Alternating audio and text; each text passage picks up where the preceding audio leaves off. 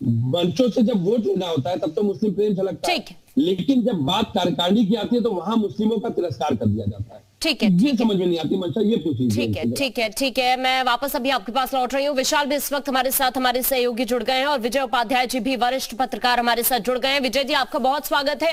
मैं आपके पास अभी लौट रही हूँ सर। अभी इस वक्त चूंकि विशाल हमारे साथ जुड़े हुए हैं, विशाल का रुख कर लेते हैं पहले। विशाल, ये टीम का ऐलान तो कर दिया गया है, कुछ नए चेहरों को जगह दी है, तो कुछ वो भी हैं जिनको हटा दिया गया है, लेकिन अगर गौर करें तो देखिए, जातीय समीकरणों का भी ख्याल रखा गया है और क्षेत्रीय समीकरणों का भी ख्याल रखा गया है। लेकिन एक सवाल समाजवादी पार्टी के प्रवक्ता की तरफ से यहां पर उठाया गया कि आप मुस्लिमों के लिए बहुत कुछ करने का दावा कर रहे हैं, लेकिन लिस्ट में एक भी मुस्लिम वर्ग से सदस्य नजर नहीं आता है। देखिए, एक चीज तो साफ है कि जो ये बात कही जा रही है कि बहुत बड़ा बदलाव है, तो वो बदलाव बहुत ज्यादा नहीं है।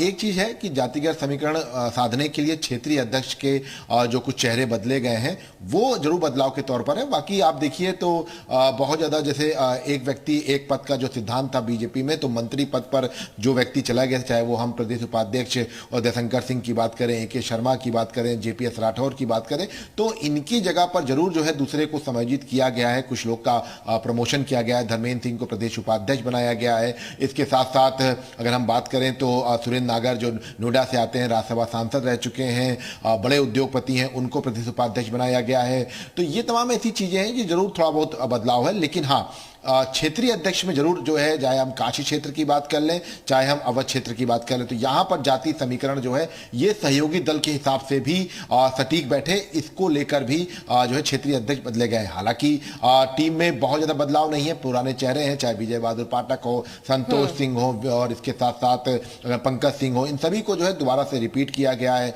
तो ये हाँ, एक जो ये लगातार सपा के जो प्रवक्ता कह रहे हैं कि मुस्लिम जो सदस्य हैं उनको जो मौका नहीं मिला है, तो इसके लिए बीजेपी ऑलरेडी, इससे पहले भी कभी बहुत ज्यादा ऐसा नहीं था कि कोई मुस्लिम चेहरा दिखाई पड़ता हो, तो इसके लिए ऑलरेडी अल्पसंख्यक मोर्चा बीजेपी का है और वहां पर ही उनको जो है समायोजित किया जाता है। उनके अलग कार्य जो है वो किए जाते हैं, ताकि तमाम चौपालें लगाई जाती हैं, उसके जरिए तमाम अल्पसंख्यकों को जोड़ने की कोशिश की जाती है। लेकिन जो बीजेपी का जो वोटर है, खासतौर से जो 2014 के बाद का जो समीकरण रहा है, ओबीसी वोट बैंक, और इस पर जो बीजेपी ने फोकस किया, उसके हिसाब से भी ये समीकरण ठीक बैठे। और इसीलिए आप देखिए तो एक पटेल जी को जो है काशी क्षेत्र का जो इंचार्ज बनाया गया, क्षेत्रीय अध्यक्ष बनाया गया, ये सीधे तौर पर ये उस इलाके में, चाहे हम बनारस की बात कर लें, मिर्जापुर की बात कर लें, वहां पर इसका इंपैक्ट हुआ, क्योंकि वहां पर अपना दल जो अनुप्रिया पटेल की पार्टी है, वहां पर उसका एक अच्छा वजूद है और इसीलिए इस तरह का समीकरण जो है वो बनाया गया है। ठीक है विशाल, मैं वापस आपके पास लौट रही हूँ। विजय सर का रुख करते हैं। विजय जी, आप कैसे देख रहे हैं इस ये जो यूपी की, अगर हम जिक्र करें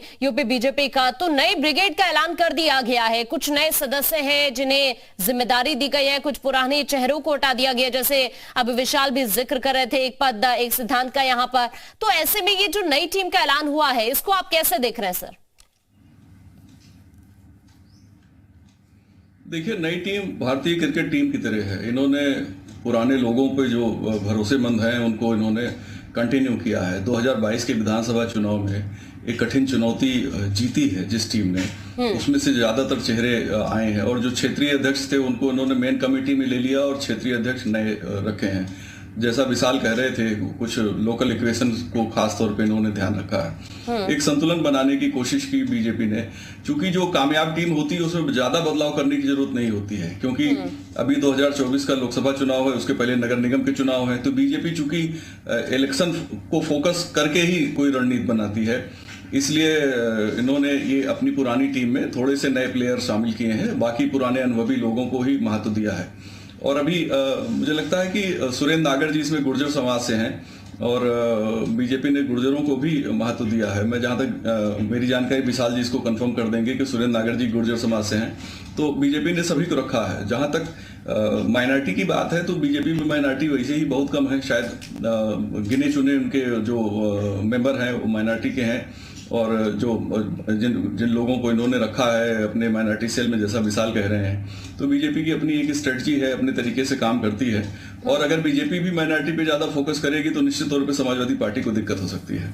बिल्कुल बिल्कुल, इसी पर रिएक्शन में ले लेती हूँ सपा प्रवक्ता से। विवेक जी, तो ये तो आपके लिए अच्छा मौका है ना कि अगर मुस्लिम वर्ग पर फोकस किया जाएगा तो फिर आप कहाँ जाएंगे, है ना? जरूरत तो आपको भी हर एक वोटर की कि आपका साथ निभाए, फिर भी आपको थोड़ी दिक्कत जरूर नजर आ रही है, बजाय इसके कि फोकस आपको अपनी पार्टी पर करना चाहिए।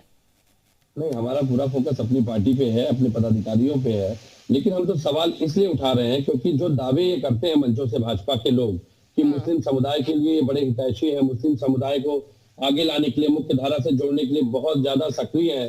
जी अशोक जी, आ रही हूं आपके पास। हाँ, एक छोटा सा सवाल था मेरा कि भाई जब मंच से वोट लेना होता है तब तो मुस्लिम समुदाय याद आता है, लेकिन जब मुख्य धारा में नेतृत्व देने की बात होती है तब मुस्लिम समुदाय को अवहेलित कर दिया जाता है। तो भाई सवाल यहाँ पे नेतृत्व में लाने की बात से विषय से जुड़ा हुआ है। जब आप पार्टी के पदाधिकारी घोषित करते हैं तो क्या कारण है कि मुस्लिमों को तवज्जो नहीं दी जाती? बात यहाँ पे एक मुख्य धारा में नेतृत्व देने से नहीं, तो इसका जवाब आपको दिया ना उन्होंने। देखिए, पहले अशोक जी ने भी इस बात का जिक्र किया, अल्पसंख्यक मोर्चा है ना, तो तमाम चीजों को कह रहा हूँ, बिल्कुल हर पार्टी में कई इकाइयां बनती हैं। हर पार्टी में कई इकाइयां बनती हैं, लेकिन ये तो जगजाहिर है कि जो राष्ट्रीय कार्यकारिणी, प्रदेश कार्यकारिणी में जो पदाधिकारी होते हैं, कहीं ना कहीं प्रभाव उनका होता है।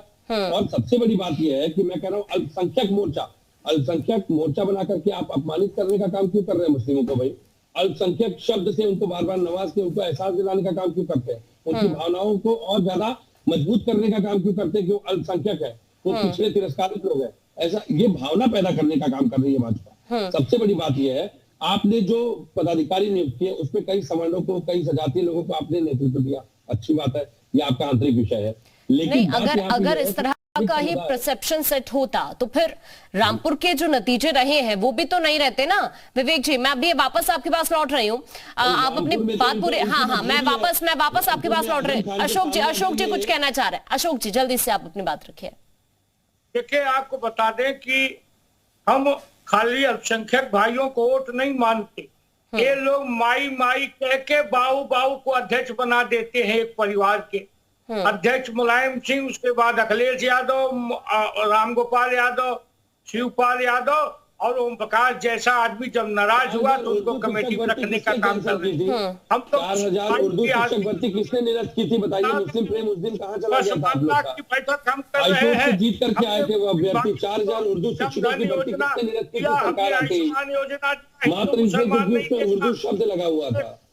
लोगों को अन्न दिया, हिंदू मुसलमान नहीं देखा। मदरसों के आधुनिकीकरण की बात करते हैं। विवेक जी एक बार उनको आप अपनी बात रखने दीजिए, एक बार आप उनको अपनी बात रखने दीजिए, फिर मैं वापस आपके पास लौट रही हूँ।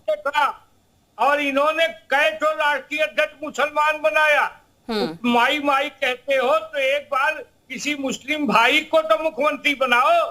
खाली जालीदार टोपी लगा के मुस्लिम भाइयों को धोखा देने का काम समाजवादी पार्टी करती रही है। टोपी देखिए, इनके शब्दों में है, इनकी भावना में है जालीदार टोपी, इनके मुंह से निकला। देखिए, रमजान जैसे महीने में जालीदार टोपी इनके नेताओं के बयान है, इनके मुंह से वही शब्द निकलेगा। सम्मान नहीं दे सकते ये मुस्लिम समुदाय के प्रति सम्मान जाहिर नहीं कर सकते हैं। जालीदार टोपी और ऐसे शब्दों से केवल उनको अपमानित करने का काम करती है भाजपा।